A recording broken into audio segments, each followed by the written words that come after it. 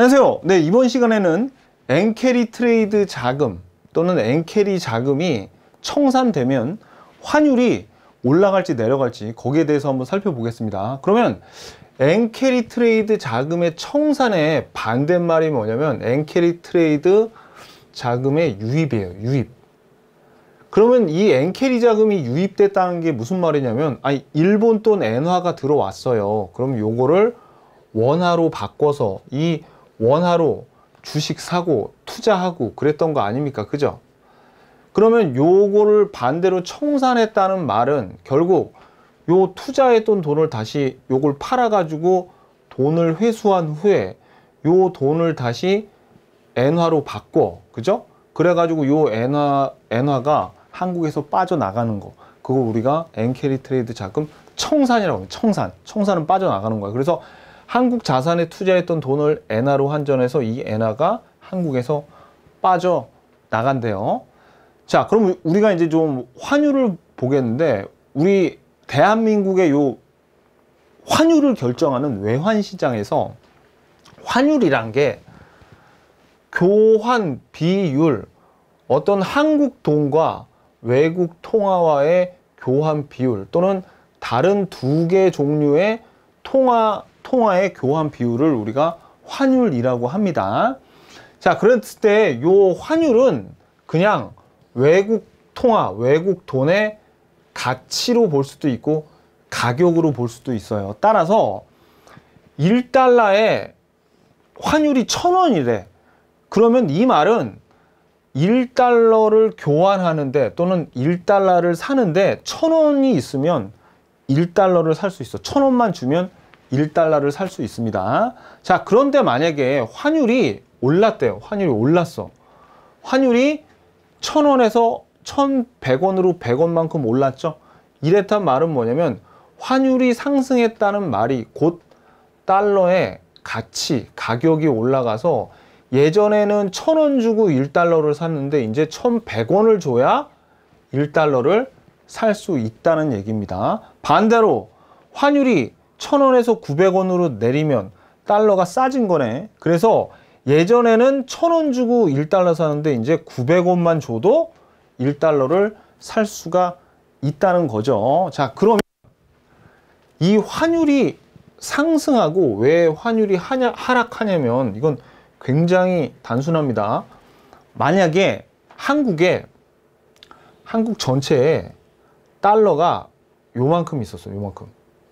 근데 무슨 일이 있었는지 달러가 빠져나간대. 한국에서 달러가 막 빠져나가. 그래가지고 한국에 겨우 달러가 요만큼밖에 안 남았어. 요만큼밖에. 그러면 어떻게 돼요? 요 달러가 귀해지죠. 희소해지잖아.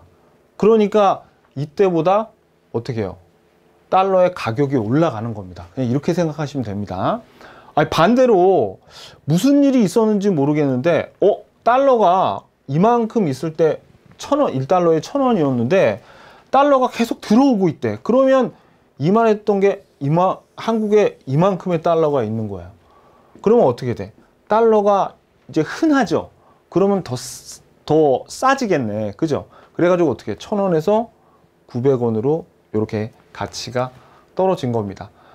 여러분들이 무슨 TV 같은 거 보잖아요. 그러면은 이제 막 환율이 막 오르고 내릴 때 TV에 어떤 전문가 형님들이 거기 등장하시거든요.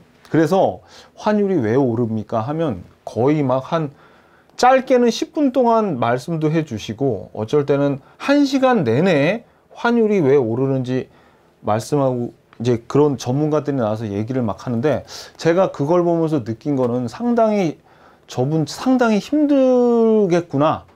저는 그렇게 생각합니다. 왜냐면 단순한 거야. 그냥 환율이 오르고 내리는 거는 국내 달러가 작아서 희소해지니까 달러가 올라가고, 달러가 너무 많아. 달러가 너무 많으니까 이제 흔하니까 이렇게 싸진다고 그분도 이렇게 그냥 간단하게 얘기하고 싶었을 거야. 근데 방송국에서 가만 안 놔두죠. 저기 뭐 선생님 전문가라고 모셨는데 최소한 10분은 좀 말씀을 해 주셔야 되겠네요. 그래가지고 제가 보기엔 그 양반들도 이렇게 간단하게 얘기하고 싶은데 길게 얘기하는 겁니다. 얼마나 힘들게 사시는 분들이야, 그죠? 근데 우리는 간단하게 보자고요, 그죠? 자, 아무튼 그러니까 이제 이 간단한 얘기를 10분 동안 늘려서 하니까 이걸 보시는 분들이 도대체 왜 오른다는 거지 하고 오히려 더 모르는 수가 있죠, 그죠?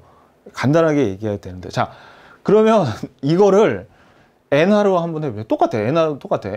10엔에 100원이래요. 그러면 이게 100원 주고 10엔을 살 수 있는데, 만약에 환율이 110원으로 오른단 말은 이제는 100원 가지고는 10엔 못 사고 110원, 10원을 더 줘야 10엔을 살 수 있네. 그러면 엔화의 가치가 올라가는 거죠. 엔화의 가격이 올라간 거예요. 반대로 요게 90원으로 환율이 떨어지면 이제 90원만 줘도 10엔을 살 수 있으니까 엔화의 가치가 떨어지는 거죠, 그죠?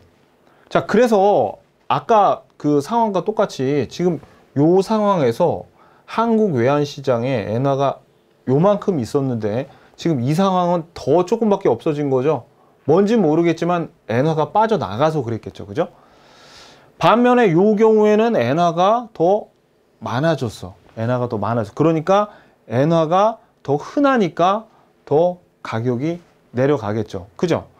그러면 우리가 오늘 보고자 한 게 엔캐리 트레이드 자금이 청산됐을 때 요게 환율을 올릴 것 같아요, 아니면 환율을 내릴 것 같아요 라는 질문이었는데, 결론은 이 엔캐리 트레이드 청산이 엔화가 유출되는 거예요, 아니면은 유입되는 거예요, 이렇게 물어보는 거랑 똑같죠? 뭐예요?